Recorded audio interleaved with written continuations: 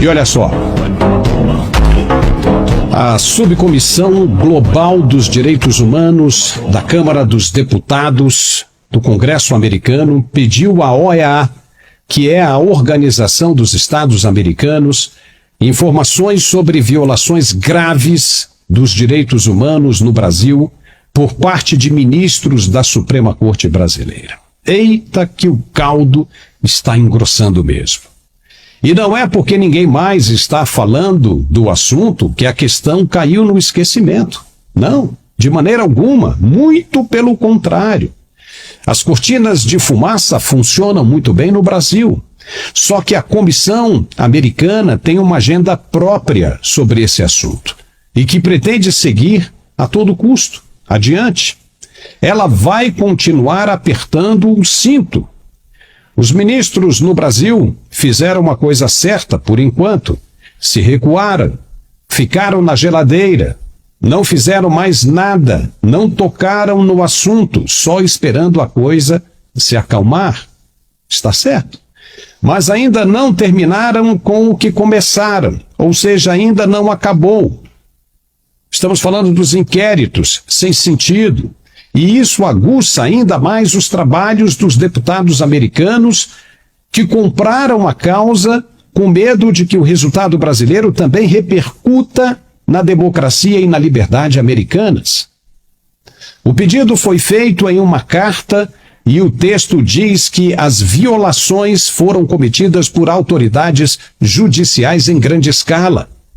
Essa carta é assinada pelo presidente da Comissão de Direitos Humanos, o deputado republicano Chris Smith, e endereçada à presidente da Comissão Interamericana de Direitos Humanos, Roberta Clark, e também ao relator especial para a liberdade de expressão da mesma comissão, na OEA, Pedro José Vaca Villarreal.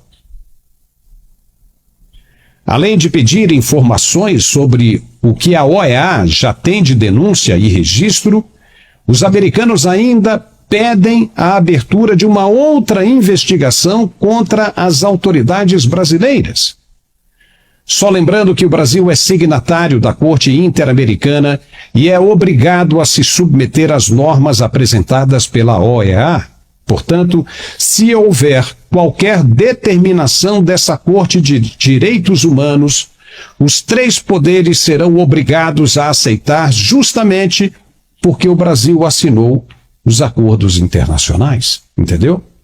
O deputado federal Kim Kataguiri, pelo estado de São Paulo, chegou a gravar um vídeo comentando essa situação e deu um bom exemplo do que pode acontecer. Veja aí. Eu lembro, de outra discussão que nós tivemos recentemente em relação à Corte Interamericana de Direitos Humanos, que são as condenações, e os pedidos de prisão contra Vladimir Putin, Lula ainda quer receber Putin no Brasil, mas existe essa decisão da Corte Interamericana de Direitos Humanos. Lula dizia que não sabia o que era essa corte, mas já acionou a corte várias vezes contra o Bolsonaro, ou seja, mentindo descaradamente, que é o que ele sempre faz. E, por enquanto, o Brasil não pode receber o Vladimir Putin, porque se ele vier ao Brasil, o Brasil possui o dever de obedecer essa decisão da Corte Interamericana de Direitos Humanos de prender Vladimir Putin. E o que o governo Lula está tentando fazer é apresentar um parecer, apresentou um parecer via Advocacia Geral da União do Brasil, para que a Corte abra uma exceção para que o Brasil possa receber o Putin. Mas, se a Corte não considera essa exceção, o Brasil não pode receber sem que não seja obrigado a prender o Putin. Da mesma maneira, se houver uma decisão da Corte Interamericana de Direitos Humanos contra abusos do Supremo Tribunal Federal, o Supremo Tribunal Federal tem de submeter a essa decisão. É isso aí. O que o deputado Kim Kataguiri quis dizer é que, se o tribunal entender que os ministros do Supremo, não todos, é claro, cometeram abusos contra os direitos humanos e determinar uma punição, o Supremo estará todo enrolado até o pescoço, pois, de acordo com o que foi assinado, não terá como se recusar, ou seja, terá de cumprir a determinação de punição contra os seus próprios integrantes. Viu o tamanho do problema? A coisa está andando e a passos bem largos. O que o Supremo deveria fazer para poeira baixar rapidamente, era liberar logo os presos que aguardam julgamento em cárcere, acusados de um golpe que não existiu.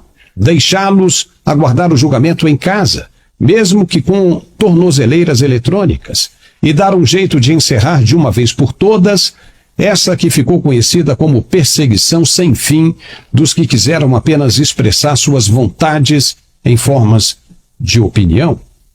Acaba de vez com esse inquérito das fake news e volta a fazer o que foi criado para fazer: apenas ser o Supremo Tribunal Federal, julgando a proteção da Constituição e nada mais.